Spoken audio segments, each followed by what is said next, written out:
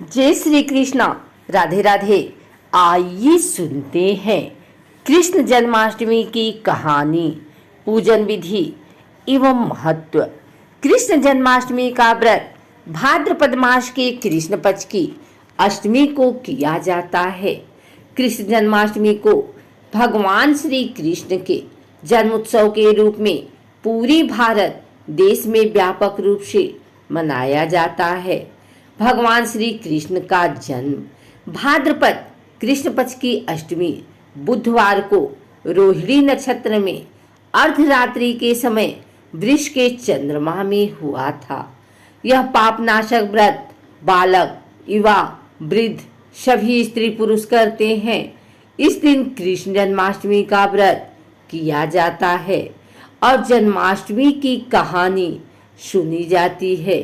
इससे पापों का नाश होता है और सुख सौभाग्य में वृद्धि होती है। आइए सुनते हैं जन्माष्टमी व्रत विधि और जन्माष्टमी की कहानी। इसके लिए सप्तमी के दिन हल्का एवं सात्विक भोजन करना चाहिए। अगले दिन अर्थात अष्टमी को उपवास के दिन प्रातः काल स्नान आदि से निवृत्त होकर भगवान सूर्य, सोम, काल, संधि, भूत, पवन, दिक्पाल, भूमि, आकाश, खेचर, अमर और ब्रह्मा जी को प्रणाम करके पूर्व या उत्तर की ओर मुख करके बैठते हैं। इसके बाद हाथ में जल, फल, कुश, पुष्प और गंध लेकर निम्न मंत्र से संकल्प करते हैं। मध्याह्न के समय काले तिलों के जल में स्नान कर देवकी जी के लिए सूतिका ग्रह नियत करें। उसे स्वच्छ और सुंदर करके उसमें सूतिका के उपयोगी समस्त सामग्री यथास्थान रखकर श्री कृष्ण और देवकी की छवि स्थापित करें। साथ ही लक्ष्मी जी का चित्र भी रखें। फिर इनका विधिवत पूजन करें।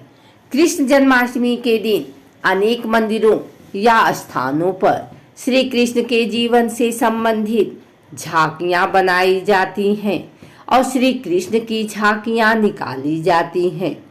भगवान श्री कृष्ण से संबंधित गीत या भजन सभी वाद्य यंत्रों की ध्वनि के साथ गाए व सुने जाते हैं और जन्माष्टमी की कहानी सुनी जाती है। जो भी व्यक्ति यह व्रत कर जन्माष्टमी की कहानी सुनता है उसे ऐश्वर्य और मुक्ति की प्राप्ति होती है। जन्माष्टमी के दिन पूरे दिन उपवास के बाद रात के 12 बजे श्री कृष्ण जन्म होने पर श्री कृष्ण की आरती करके फलाहार भोजन किया जाता है। अनेकों स्थानों पर इस दिन अखंड रामायण का पाठ भी किया जाता है। लोग कृष्ण जन्माष्टमी की कहानी सुनते हैं और रामधुनी भी करते हैं। जो मनुष्य भक्ति भाव से जन्माष्टमी व्रत कथा अथवा जन्माष्टमी की कहानी सुनता है उसके समस्त पाप नष्ट हो जाते हैं। आइए सुनते हैं कृष्ण जन्माष्टमी की यह कहानी। द्वापर युग में जब पृथ्वी पाप और अत्याचारों के भार से दबने लगी तो पृथ्वी गाय का रूप बनाकर सृष्टिकर्ता विधाता ब्रह्मा जी के पास गई। सभी देवता ब्रह्मा जी के पास गए और ब्रह्मा जी को पृथ्वी का दुखांत कथा सुनाई। वहां उपस्थित सभी देवताओं ने निर्णय किया कि इस संकट के समाधान हेतु भगवान विष्णु के पास जाएंगे और सभी लोग पृथ्वी को साथ लेकर क्षीर सागर में भगवान विष्णु के पास पहुंचे, जहां भगवान विष्णु शीश शैया पर शयन कर रहे थे। वहां जाकर सभी देवतागण भगवान विष्णु की स्तुति करने लगे। स्तुति करने से भगवान विष्णु की निद्रा भंग हो गई। तब विष्णु जी ने सबसे आने का कारण पूछा। तब दीन बाड़ी से पृथ्वी बोली, महाराज, संपूर्ण भूमंडल पाप और अत्याचारों से घिर गया है और पृथ्वी इन पाप और अत्याचारों के भार से दबने लगी है। इसलिए कृपया करके इस संकट का निवारण करें। यह सुनकर भगवान बोले, मैं ब्रजमंडल में वसुदेव गोप की भार्या कंस की बहन देवकी के गर्भ से जन्म लूंगा, इसलिए तुम ब्रजभूमि में जाकर यादव कुल में अपना शरीर धारण करो।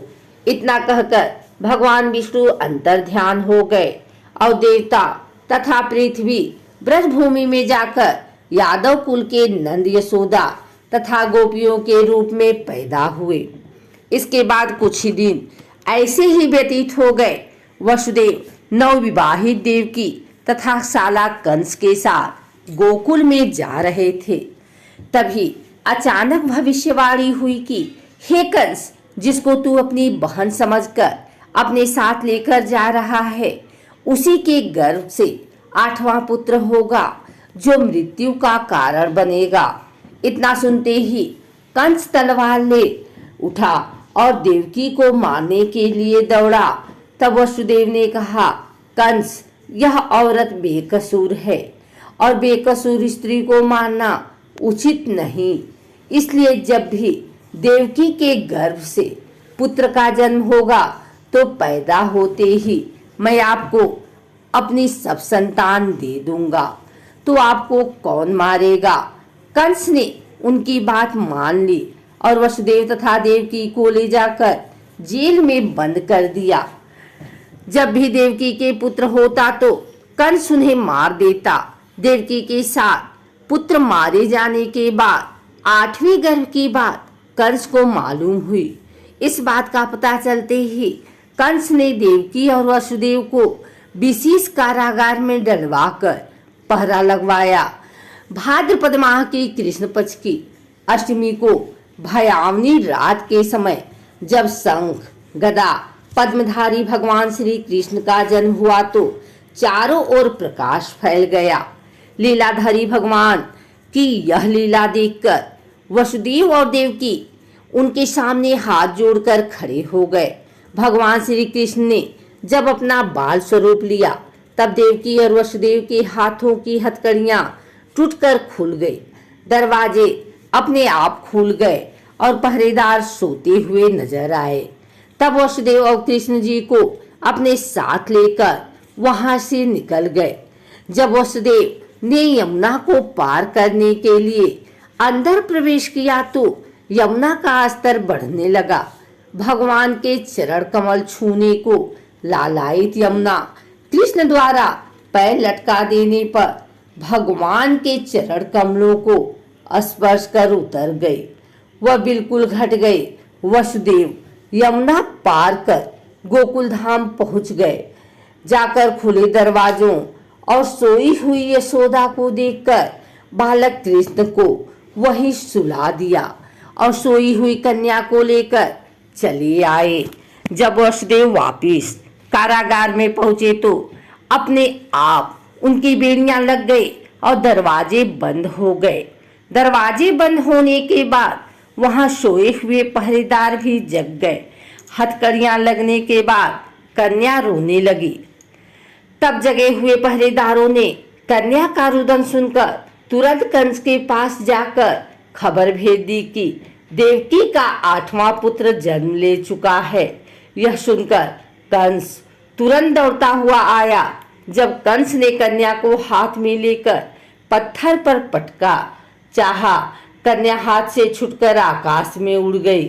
साक्षात देवी के रूप में प्रकट होकर बोली, हे कंस, तुम्हें मारने वाला तो गोकुल में पहले ही पैदा हो चुका है।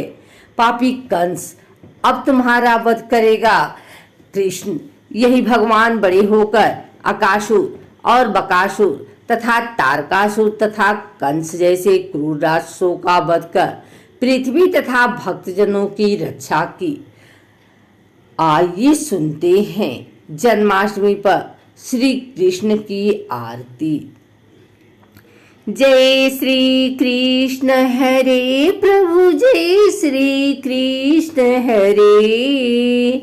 सकल जगत के प्राणी, सकल जगत के प्राणी, दुख संताप हरे। जय श्री कृष्ण हरे। मोर मुकुट सिर शोहे कर मुरली धारी, स्वामी कर मुरली धारी। शूर नर मुनि सब मोहे, शूर नर मुनि सब मोहे, सुंदर छवि प्यारी। ओम जय श्री कृष्ण हरे। उखल आप विद्या कर यमुला जी निहारी, वृंदावन प्रभु आकर लीला बहुत ही की। ओम जय श्री कृष्ण हरे। अघासुर खेल दिखाकर काली नाग हरी, स्वामी काली नाग हरी। अद्भुत खेल दिखाकर, अद्भुत खेल दिखाकर काली नाग हरी। ओम जय श्री कृष्ण हरि। जय श्री कृष्ण हरि। पान किया दावानल गिरि पूजा लीनी। जय श्री कृष्ण हरे। प्रेम सहित नित्य आरती अर्जुन मैं गाऊं, स्वामी अर्जुन मैं गाऊं। चरण कमल संग प्रति यह प्रभु बर चाहूं। ओम जय श्री कृष्ण हरे।